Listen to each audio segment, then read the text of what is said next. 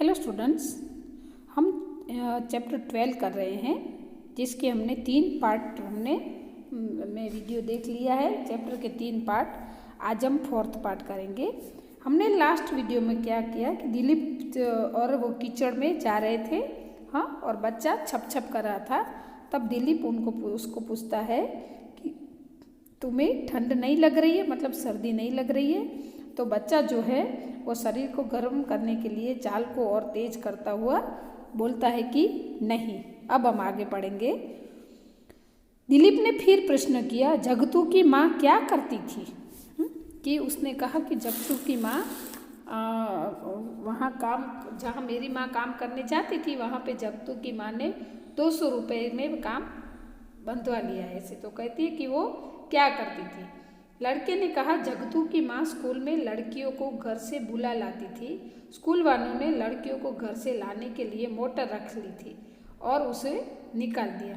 पहले जगतू की माँ क्या थी? स्कूल, मतलब ऐसे हम कैसे बस में आते हैं वैसे वो लड़कियों को स्कूल से घर ले जाने का प्रोग्राम वो करती थी काम, लेकिन फिर उन्होंने उसको मना कर दिया।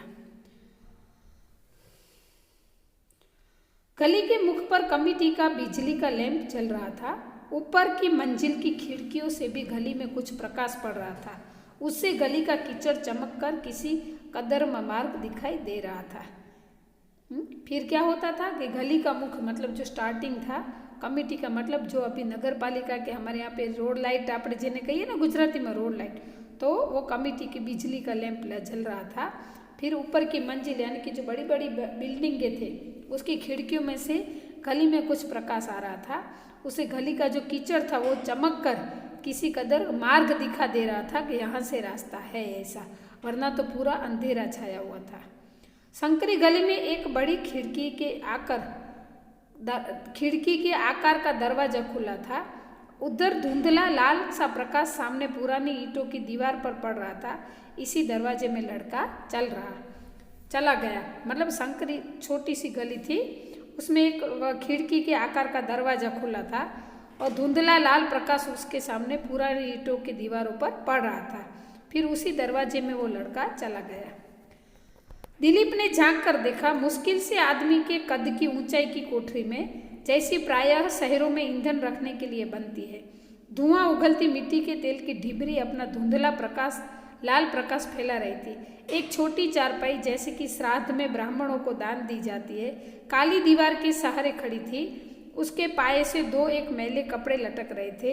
एक क्षीणकाय आधेड़ उम्र की स्त्री मैली सी धोती में शरीर लपेटे बैठी थी। फिर उस झोपड़ी के अंदर झांक कर देखता है दिलीप। उसने क्या देखा कि एक छोटी सी चारपाई पड़ी थी, हाँ, उसके ऊपर कुछ मैले कपड़े लटक रहे थे और उस झोपड़ी में, हाँ, एक स्त्री जो मैली सी धोती में शरीर लपेटे बैठी थी और उस झोपड़ी में वो चिमनी जिसको हम बोलते हैं ढेबरी, वो उसका धुआं भी उठ रहा था और उसका प्रकाश फैला हुआ था। बेटे को देखकर स्त्री ने पूछा, सौदा बिका बेटा? मतलब बेटा अंदर आया तो उस स्त्री ने पूछा कि सामान सब बिक गया, क्या हुआ ऐसे? लड़के ने उत्तर दिया, हाँ माँ, और रुपया माँ के हाथ में देकर कहा, बाकी पैसे बाबू को देने हैं। फिर लड़का कहता है कि सब कुछ बिक गया और ये लो, और बाकी के पैसे हमें इस बाबू को देने हैं। रुपया हाथ में, माँ ने हाथ में लिया और विस्मय से पूछा कि कौन बाबू? रुपया हाथ में लेकर माँ ने विस्मय से पूछा कि कौन बाबू बेटा? बच्चे ने उत्साह से कहा, बाइसिकल वाले बाबू ने सब सौदा लिया है, उसके पास छूटे पैसे नहीं थे। बाबू गली में खड़ा है कि एक बाइसिकल वाले बाबू आए थे, उन्होंने मेरे पास से पूरा सामान ले लिया है, लेकिन उनके पास छूटे पैसे नहीं थे। वो पहचानता नहीं था, नाम भी पता नहीं था, इसलिए उसने सिर्फ यही बताया कि एक बाइसिकल वाले बाबू ने, ऐसे। फिर ये बात सुनकर घबरा कर माँ बोली, रुपये के पैसे कहाँ मिलेंगे बच्चा?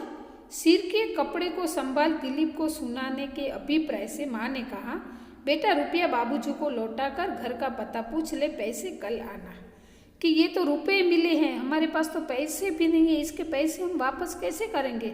और ऐसे थोड़ी लाउडली बोलती है ताकि दिलीप सुन ले। और कहा कि एक काम करो, तो बाबूजी के घर का पता पूछ लो, फिर कल जो चेंज है तुम वापस दे के आना। लड़का रुपया दिलीप को लौटा आया। दिलीप ने उसके स्वर में ताकि पैसे कल आना यानी कि कल लेकर आना, आज ये पैसे वापस दे दो, फिर कल तू जाके ले लेना ऐसा। लड़का रुपया दिलीप को लौटाने आया। दिलीप ने ऊंचे स्वर से ताकि माँ सुनने कहा, रहने दो रुपया, कोई परवाह नहीं, फिर आ जाएगा। दिलीप ने उसकी घर की परिस्थिति देखी तो उसका हृदय पसीज जाता है और फिर कहता कि एक काम करो, ये रुपया भी रहने दो, फिर कभी आएना ऐसे। सिर के कपड़े को आगे खींच स्त्री ने कहा, नहीं जी, आप रुपए लेते जाइए, बच्चा पैसे कल ले जाएगा। कि नहीं, एक काम करो, ये रुपए आप वापस लेके जाओ, हाँ, मेरा बेटा कल आके आपसे रुपया ले लेगा ऐसे।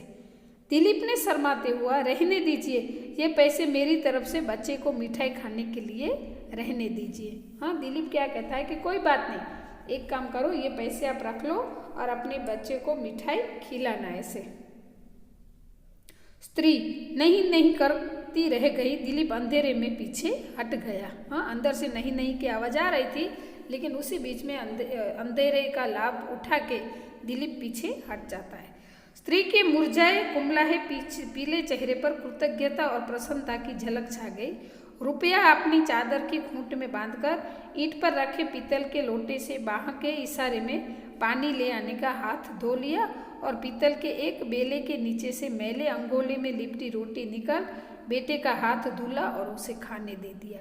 कि देखो कैसी परिस्थिति थी, कपड़े भी धोए हुए नहीं थे, मैले थे, पानी और एक सूखी रोटी जो मैले कपड़े में थी वो उसको निकाल कर बेटे को उसने हाथ धुलाकर खाने को दिया।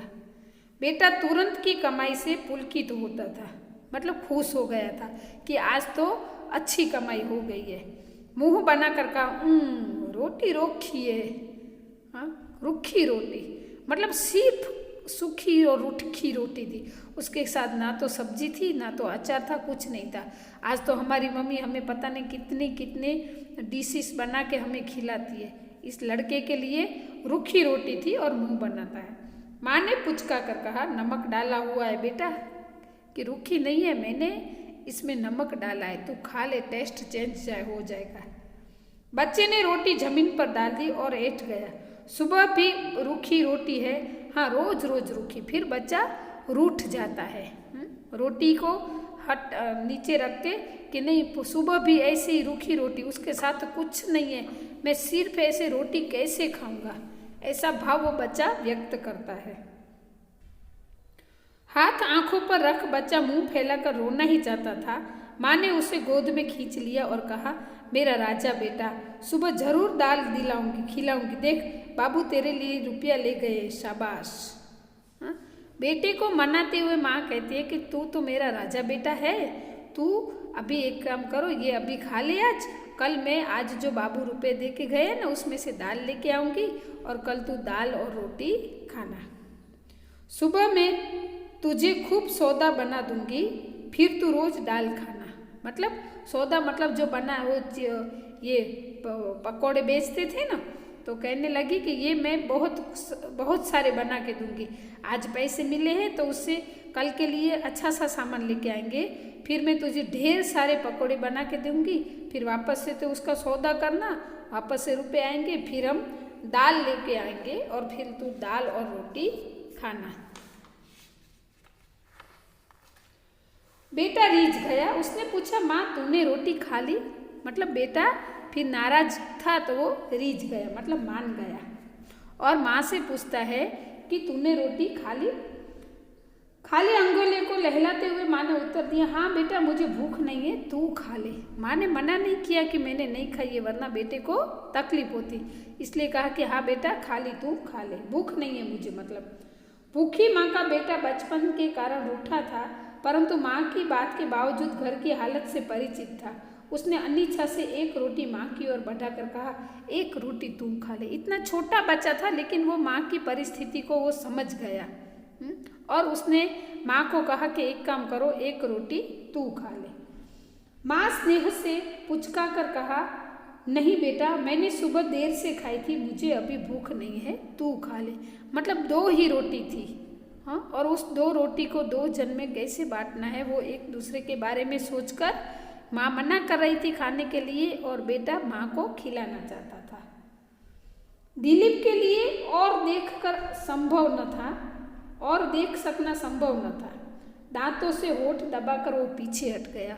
उस घर की जो परिस्थिति थी वो करुण परिस्थिति थी। हाँ, इमोशंस से जुड़ी हुई कंडीशन थी, तो दिलीप वो देख नहीं सकता था। मतलब वो भी इमोशनल हो गया था। फिर वो पीछे हट गया। मकान पर आकर बैठा ही था, नौकर ने 2 भद्र पुरुषों के नाम बताकर कहा, आए थे, बैठकर चले गए। खाना तैयार होने की सूचना दी।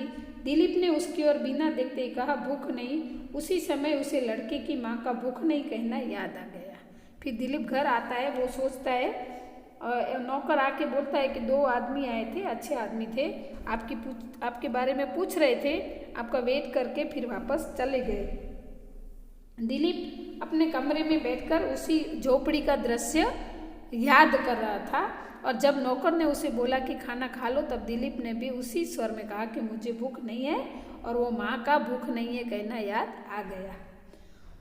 हाँ, कि उस माँ ने अपने बेटे को खाना मिल सके। मतलब अगर 2 रोटी थी तो एक माँ खाएगी तो बेटा भूखा रह जाएगा, इसलिए उसने झूठ बोला। क्या झूठ बोला? कि मुझे भूख नहीं है।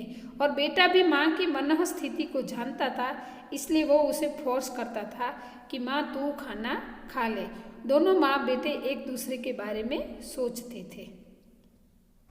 नौकर ने विनीत स्वर से पूछा, थोड़ा दूध ले आओ। दिलीप को गुस्सा आ गया। उसने विद्रुपता से कहा, क्यों? भूख न हो तो दूध पिया जाता है? दूध ऐसी फालतू चीज है। मतलब उसके दिमाग में वो झोपड़ी का ही दृश्य घूम रहा था। जब उसके नौकर ने दूध के बारे में पूछा तो वो गुस्सा हो जाता है और कहता है कि क्यों, दूध ऐसी चीज है। मतलब वो गुस्सा हो जाता है।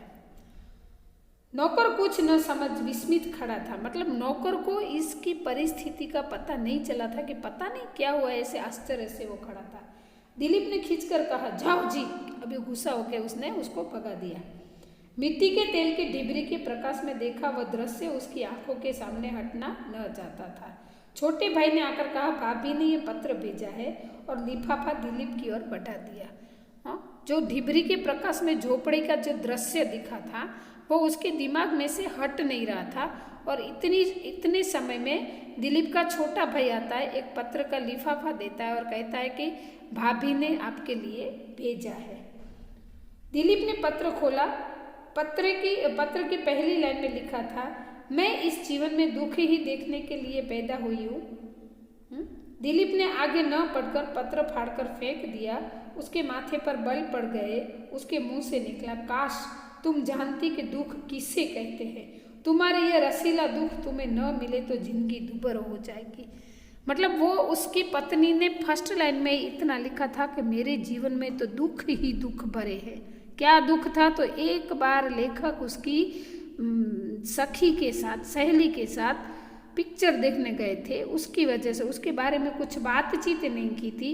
बाकी घर में पूरे जाहो जलाली थी, पैसा खर्च करना होता था, कुछ भी होता था, लेकिन सिर्फ एक मैटर के लिए उनकी पत्नी रूठ कर चली गई। और ये एक सेंटेंस पढ़कर लेखक ये दिलीप उसको कहना चाहता था, बीच में मैंने लेखक बोल दिया था, लेकिन दिलीप आएगा। दिलीप उनको कहना चाहता था कि दुख क्या है ना, वो तो तू जान ही नहीं सकती है। क्योंकि दिलीप ने दुख को आंखों से देखा था। कौन से दुख को? कि गरीब माँ और बेटे के दुख को। दुख तो उससे कहते हैं। तब उन्होंने अपनी पत्नी को ऐसे कहा, मतलब ऐसे ही मनोमन में कहा कि काश तुम जानती कि दुख किसे कहते हैं। हाँ, तो स्टूडेंट्स, ये बहुत ही अच्छी सी स्टोरी थी। आपको भी अच्छी लगी होगी।